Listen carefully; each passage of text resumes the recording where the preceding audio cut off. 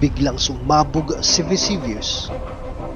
Umakyat sa langit ang makapal na usok at abo. Ang araw ay nagdilim at ang hangin ay napuno ng apoy at bato.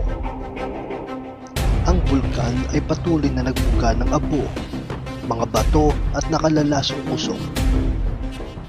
At ito ay tumagal ng 2 araw.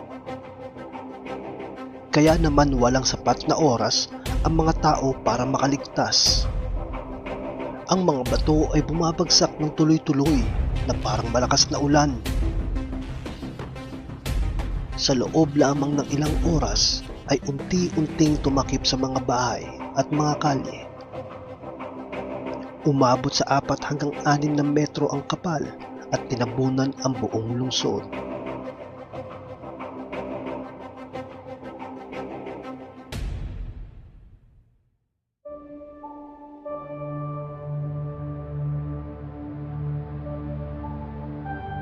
Marami ang nasawi dahil sa nakalalasong usok, init ng abo at kakulangan sa hangin. Ang kanilang mga katawan ay naiwan sa ilalim ng mga abo. Nag-iwan ito ng hulma ng kanilang posisyon sa oras ng kamatayan. Nakalipas sa 1,000 taon bago muling natuklasan ang Pompeii.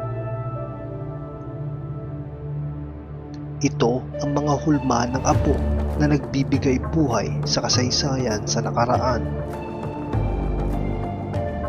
Ang Pompeii ay paalala na ang kalikasan ay makapangyarihan at ang buhay ay maaaring magbago sa iisang iglap. Ngunit sa mga estatwa ng abo, nakikita natin ang kwento, ang kanilang takot, tapang at pagmamahal.